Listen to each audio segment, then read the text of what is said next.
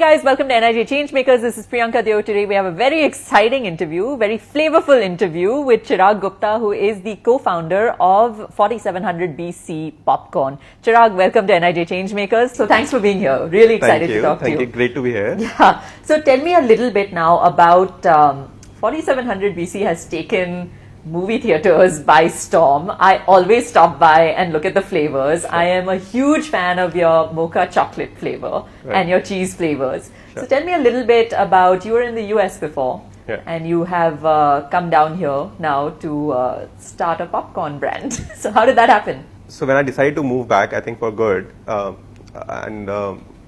was looking at all the ideas where we can jump in. Okay. Right? And I had ideas from the consulting background because I'm coming from there. I had friends who were saying that food is the hot sector right now in India. Yeah. I love how you jumped into popcorn. Yeah. So popcorn honestly is a very developed economy if you see from a US perspective. Yeah. Because corn is their major product. So I happened to see the product very closely growing in US market. Yeah.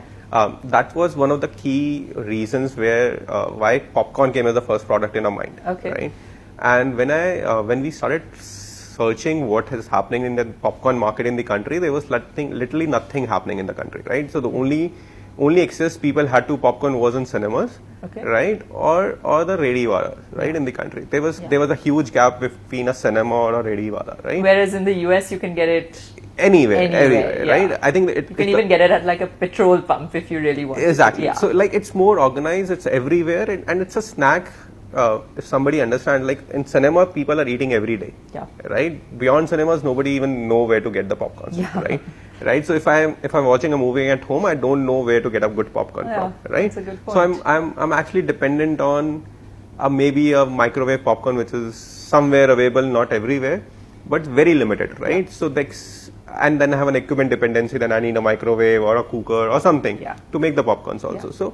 So the efforts are much higher to consume a popcorn in India than anywhere else in the country. So we thought let's get our hand dirty, let's try this. Is there a differentiating factor between your popcorn and so supposing I love your cheese flavors and your caramel flavors. Sure. This is something that is very common in a movie theater, right? If I go. Now, is there a differentiating factor between your caramel popcorn or your cheese popcorn and a movie theater's cheese popcorn? So there are two basic differences, right? One is the whole process of making it, right? It's the way cinema people makes, they want something to be ready in 2 or 3 minutes, right? For us to make a good product, right, it cannot be like 2-3 minutes kind of a product, right? Yeah. So we actually follow the whole process of making a caramel in-house, doing the coating of each popcorn with caramel properly.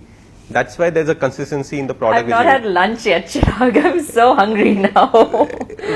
That's incredible, though. So you really take the time, right? And so it's just because the way the cinema works is very different from where a product actually needs to be like done. Okay. Right? They want everything to be done in 2-3 minutes gap, right? Whereas we actually take a process which is 2 hours long to get the right product out. Now, how does that affect the cost? It does to a certain extent, but obviously we are still much cheaper if you compare prices from a cinema because that's much skyrocketing prices. Yep. And because they're serving in a captive environment, right? And they have other expenses also to take care of. But I think we're still cheaper if you compare from a cinema perspective, but we are still expensive if you compare from a plain naked butter popcorn. Got it. Right? We always want to position as a brand which is an edge above any other brand in the market. Now you started as just a stall in DLF, right? In Saket. Correct. And now as of 2017-18, your turnover was 10 crore. Right. So how did you get from, especially, we have a lot of young viewers and young entrepreneurs in all phases of their company, phase 0, 1, 2, 3.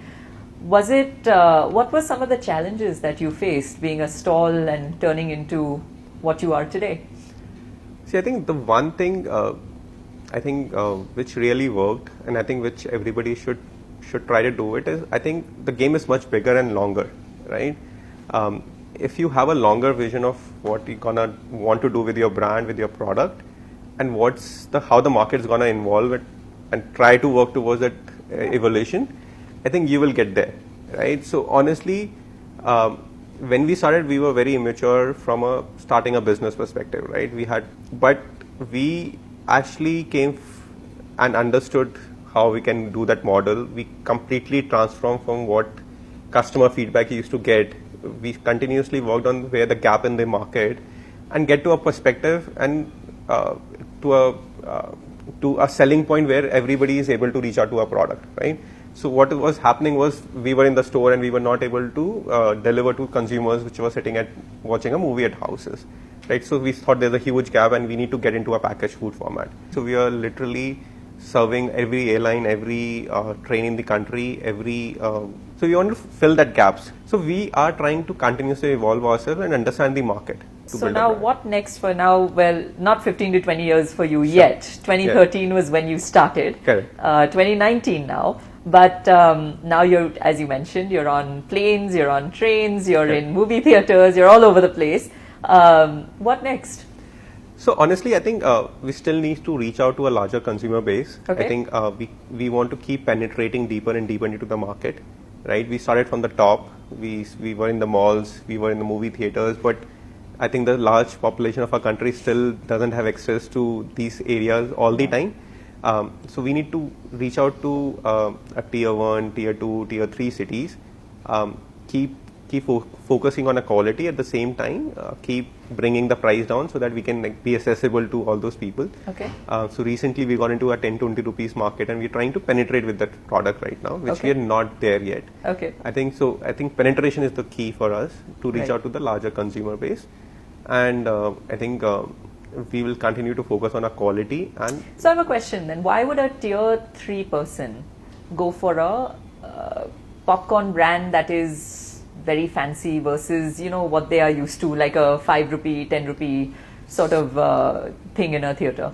So see, ultimately a consumer is driven by the flavors and the taste, right? If we get those two things right and we're just asking a 5% premium or 10% premium over that thing because we are delivering something better, right? I think fanciness comes from, I would call fanciness as a way of marketing our product, right? Because if your product looks fancy, it looks attractive, you're half of the marketing done. The quality is better, clearly. Right, but a person only judge the product from the face first of all, right, before even buying it. So if we are fancy, if you're looking sexy in the pack, I think they will eventually buy the first product, right? So it literally helps us reduce our marketing costs if our packaging is good. That's awesome. And now, when you're spreading into tier 1, tier 2, tier 3, this is your sort of next phase. Now, I think we were speaking a little bit about this before we started rolling the camera, but in 2013, I was in the US as well at that point in time, and in 2012, the word entrepreneur, I remember with my parents was, there was no even definition for it. It wasn't a thing. It was either doctor, lawyer, engineer. What do you want to do? And when I said I wanted to be a journalist, my mom just kind of gave that, Are you sure not a doctor? Are you sure not a lawyer? So it was just those three. That's all you could do. And today, the word entrepreneurship in the country, as you said, you were reading about India constantly. There were so many changes, a lot of rapid transitions from 2014, I would say, onwards, 2013 onwards, 2012 onwards when you were reading. Do you feel that the entrepreneurial scene today in India is better? Like, would you advise somebody to come from the US and start something of their own over here? As you rightly said, 10 years back, the only option people had was whether to go for a medical or an engineering, right? Yep. And there was or law. Or law. But that was also you need to be very 10 years looking ahead to become a lawyer in the country. So it was a tougher option, right, out of the three. But I think that has opened up with I think Indian people going out of the country, reaching out to seeing what is happening in the world, bringing some knowledge back to India. I think that has opened up the options people have now, right? So like you said it in US, I said it in US. Now our way of looking at things is much broader than we were able to look at before. And here we are in Delhi. Exactly. And right. Do you feel that transformation is coming from just there are two factors. You know, our country is a very young country. We have a very dynamic country. A lot of young people, over 65% are under 35, 30%. Right? The Prime Minister, the government is also pushing for entrepreneurship. The fact that you have to create jobs. Correct. You've created a lot of jobs through your company as well. How many employees do you have? We have 225 people. Which is creating jobs, which is exactly what the government is striving for, because and I feel that that's right, because the government can't provide all the jobs, right? It's also up to the citizens to kind of do our thing and do our part as well, which you are doing, and you're an example for that. Do you feel that this is a very positive government push, and where do you see it going in the future, especially with the trajectory of your company? See, if any country wants to grow, which India has now been projected as one of the fastest growing economies, I think they need to support this, right? No country can develop on just 2 pillars or 3 pillars, right? They need multiple pillars to grow in all directions, right? So whether we are going to a Mars or landing on Moon now, I think that's all, you know, making development in all areas and not just one, right? So that was the challenge with the country 20 years back. We were just producing engineers or doctors, right? But now we are able to produce people who are, you know, across industries, right? And that's how the economy will grow. So I think the government has identified, I think the top people sitting in the country has identified they cannot just grow on 2 pillars, right? So that's what they're doing, right? So development needs to happen across, right? Whether it is the food industry, whether it is building brands out of India, right? So like, I think if you analyze, there are not too many brands coming out of India globally, right? That's something government has also realized. They're promoting brands, they're putting money, they're investing money in entrepreneurs. They're giving platforms for at least entrepreneurs to showcase what they're doing. Yeah, and it's not even that. That's also, I mean, that's just very basic fundamental things. Also, you mentioned in the beginning of this interview that, you know, multiple sectors actually are going from unregulated to regulated right now. Correct. You know, there's actually provisions for that now. Before there were not, you know. So I think when you say government has to think of multiple things, they actually at least have, you know, granted that there may be still work to go, but at least the foundation is set. Correct. So if you have those pillars, I think at least somebody has to build over it. So I think the one step has to come from the entrepreneurs or the business people in the country, and the second step has to come from the government, right? Exactly. So I think it's basically both has to run in parallel. So if we take one step, the government will automatically take the other step. But if they don't see anything happening, they will also lose focus on, you know, which is natural. Which is natural, right? That's in any place. So I think that's how the economies grow worldwide. I think that's something happening right in the country. I think it just should continue happening for the next 20 years. Awesome. I really hope it does, because I really want to see in 20 years when I'm in Saket buying your popcorn, I want to see, you know, 100 different flavors of. I think, and then I think you should not even need to come to Saket. You should be able to just message on your phone and you should get your popcorn delivered to your place. That would be amazing. Right? So it needs to develop to that level. Right? Yeah, I'm sure it will, and I would love to see that happen. So good luck to you. Now I actually want to try some of the popcorn, because honestly, I go and I have the same flavors all the time. So you have brought some flavors that are doing the best, I believe, that are the most popular. Correct. So can we try the popcorn? Awesome. Cool. So I have been binging on this is Nutty Tuxedo, correct? Yep. So good. I've been binging on Nutty Tuxedo and sour cream. It's really, really good. But we just got to know that my cameraman has not tried 4700 BC popcorn, which is unfathomable to me. So these are all, Chirag, these are all your retail flavors, yes, correct? We have 6 of them. And we have 1 butter, 3 cheese, 2 caramel. Awesome. So I'm going to call our cameraman now to try some different flavors. This is Hawaiian barbecue cheese popcorn. It's so good. Little on the spicy side, but it's a little spicy, but it's like sweet after. Yeah. Why don't you try sour cream and wasabi? How did you decide? So wasabi is like a exotic flavor. So yes, so we wanted to keep all our flavors very close to Indian taste buds. So that's why the sour cream is like the 80% of this flavor. Okay. But we want to give a hint of exoticness to it. Have you ever tried wasabi popcorn? No.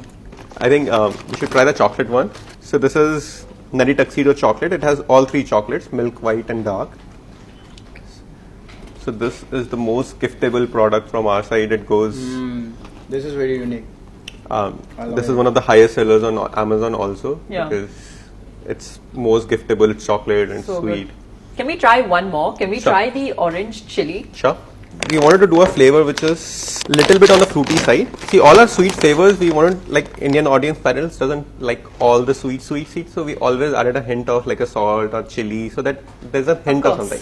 So it's So that's orange chili. Chili. So like Okay. chili is not dominating in this, Yeah. but if you eat a lot, you will get a sense of it. What was your favorite flavor? Chocolate. The chocolate one? Yeah. What's your favorite flavor? Actually, that's one of my favorite too. It's Nutty Tuxedo because it has all 3 chocolates. Nutty It actually, Tuxedo. if you think it's one of the easiest us to design, like just put all 3 chocolates and come out with a flavor, but it actually came out very nice. And actually, we did the least research on that product, like Really? to make it. But this is one of our highest sellers Best-selling. from day one. That's awesome. Yeah. But congratulations to you on all your Thank you. success. Sorry for opening up so many of your bags of popcorn. All we've been doing all morning is eating your popcorn. Naresh, are you going to buy 47BC popcorn? Yeah, for sure. I'm gonna buy it. All of them. All of them? Yes. Okay, great. So I think you have one more sale right here. And that's a wrap for NIJ Changemakers. This is Priyanka Deo. Till next time, signing off.